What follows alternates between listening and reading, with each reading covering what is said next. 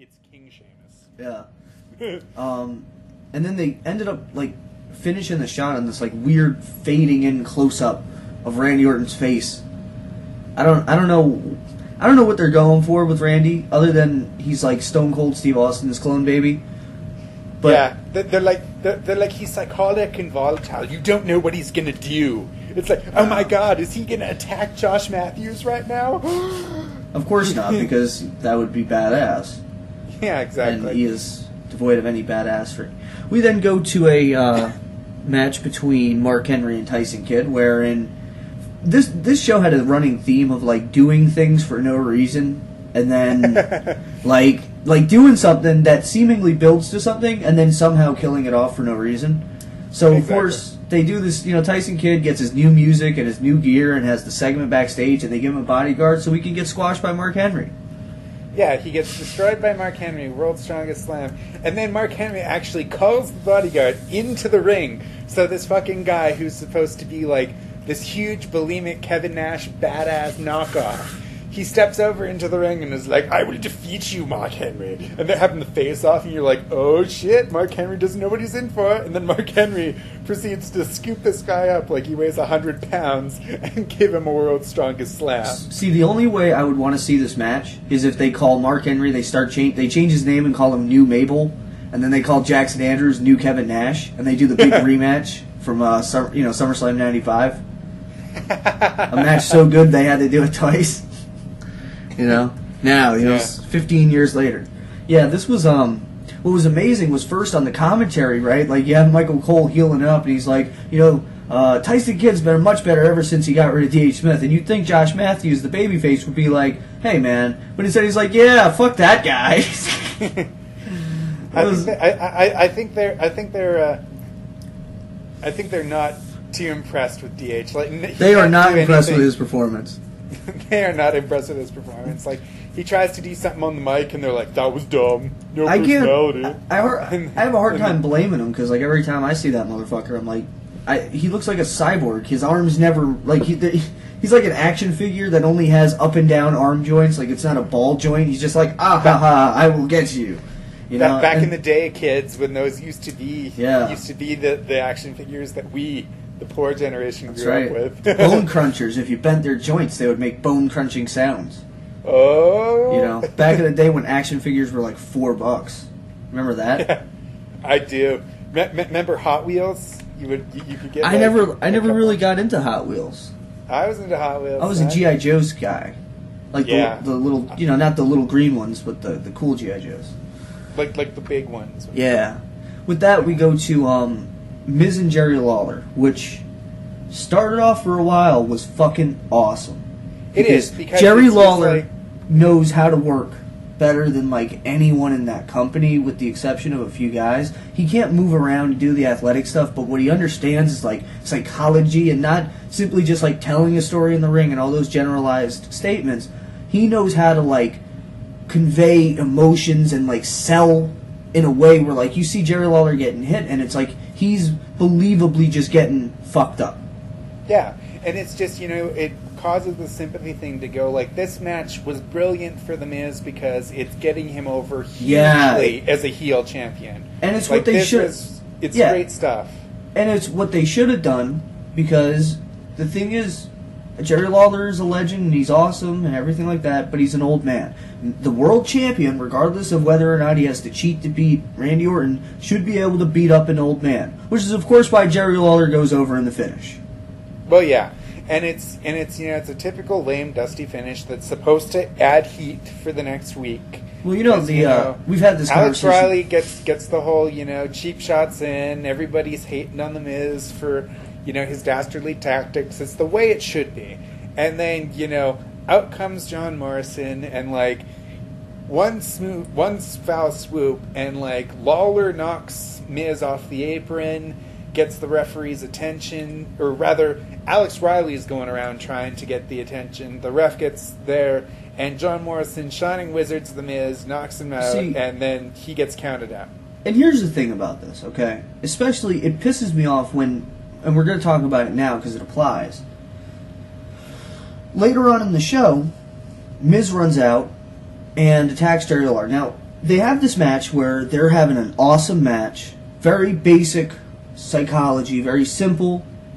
Miz is doing a lot of hit punches, and Riley's, like you said, hitting him with the cheap shots, and Miz is just looking really strong, and Lawler, he's a good guy, so he's not going to quit, and then Miz is taking it too far. If they had just had Miz continue to beat the shit out of Jerry Lawler, he finally pins him, and it's like, thank God it's over, and then him and Riley continue to beat up Jerry Lawler, and then John Morrison runs out and makes the save. See, this is how it would work in actual wrestling land, where you actually book things for people to want to see them. Because here's how you do it, okay? Miz beats Lawler, he beats him up after, Morrison makes the save, they go backstage, Lawler can't commentate after, anymore because he just got beat up, and they go to Morrison, it's like, man, how you feel about this? And he says, you know what, that's bullshit, Jerry Lawler's a legend, you shouldn't treat him like that, he's he's like 60 years old, next week on Raw, I'm going to get revenge for Jerry Lawler, I'm going to, and so on and so forth. Then it's like, you have something to go off of, there's an emotional story that you're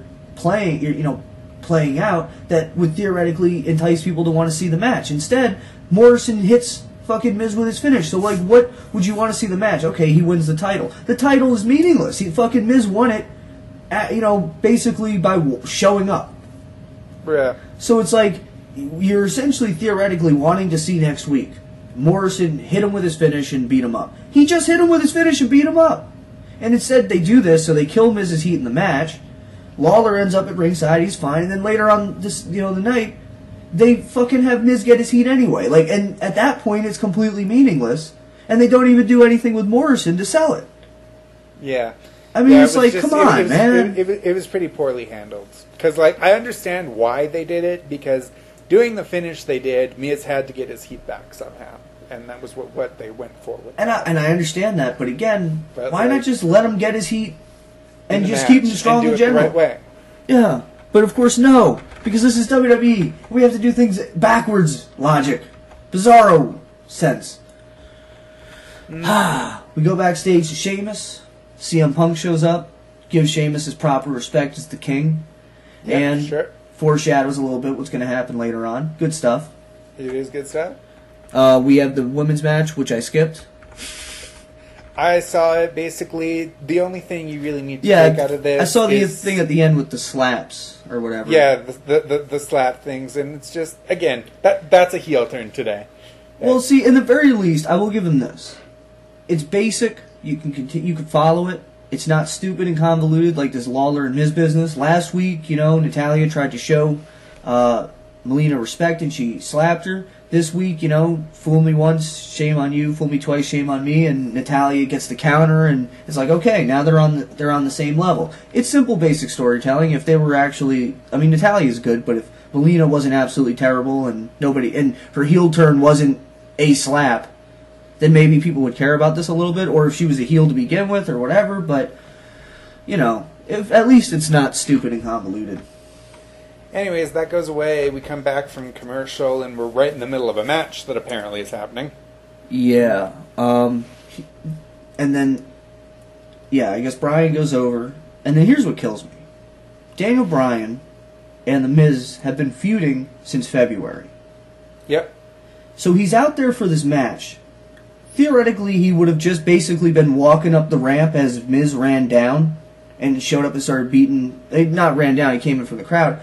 Don't you think, like, if he hated this guy and he was a babyface, maybe Daniel Bryan would make the save, maybe John Morrison, maybe a ref would try and intervene? Like, No logic. Because, I thought it would have... It's like they're not even trying. It would have made more sense for Daniel Bryan to make the save, but it doesn't. Or at least Morrison. Come on, man. And then, of course, now, this kind of supported the theory that Michael Cole's the anonymous GM, because it's kind of convenient that he does the GM message, which is distracting Lawler as Miz runs down and hits him. This is true. So, maybe that's where they're going with this. This, of course, led us into what I thought, with the exception of Randy Orton's entire offense, a pretty awesome match between Sheamus and Randy Orton. Like, I thought this was pretty damn good. Yeah, the Lord of Mordor came down with this cape, and he was he rolled up, and Randy Orton's like, Randy Orton, you will give me my one ring. And you know, I'm sorry, but that costume is fucking ridiculous. Yes, I have yes, to it take is. Lord. But- I have to take Lord of the Ring digs at it. But I will say, like I said, the only downside of this match was, God, does Randy Orton's moves, they just look terrible. The only thing he did that looked cool was the finish and the 3.0, the backbreaker, and that was because they set that up really well. But God, like when he did that Thez press, continually trying to become Steve Austin, I'm just waiting for him to grow the goatee and start wearing plain black trunks. Really? Yeah, just waiting for that to happen. And what a shitty... And to top it all off, and what was it that he did that was so... What the fuck is with him busting out the angle slam? Like, he's just started doing it in the last couple of weeks, and it's awful. Well, I thought the Thez press was offensively worse. Like, Trish Stratus had a better Thez press. But Trish does she had a better Thez press, dude. I know. She does everything better than the guys. Well, not all of them. You would assume that, like, Randy Orton, former WWE champion, would theoretically have a better Thez press than Trish Stratus, but I guess that's not the case. They had a good back and forth match. Early in the match, or not early, but like some kind of in the middle of the match, Sheamus hit like a flying shoulder block from the apron, and then that led into a really cool finish where, of course, Sheamus tries the shoulder block and gets hit with the RKO. It looked cool, made sense, and good stuff. And I was worried when they announced this match that they were going to bitch Sheamus out, but I really feel like when you have a match where Sheamus was really impressive, and the only reason he lost it was he tried something that worked before, but it just didn't, but he got caught. It makes Sheamus... I see. Yeah, just it makes Sheamus... Oh, I thought you said hold on 1 second. No. Oh, well, I got... Anyways. But yeah, I thought they kept Sheamus pretty strong and, put over Orton. God knows why. I guess he'll probably be fighting Miz at the Rumble. Oh, God. Yeah, I can't wait to see that classic. Oh yeah, I'm slapping the money down right now, son. I'm doing it up. This brought us to the main event, in essence, of the evening. John Cena came out, called CM Punk CM Sucks a million times. Yeah. Then Nexus came out, and they did the most horrifying thing that one would imagine. They handed David Otunga a microphone.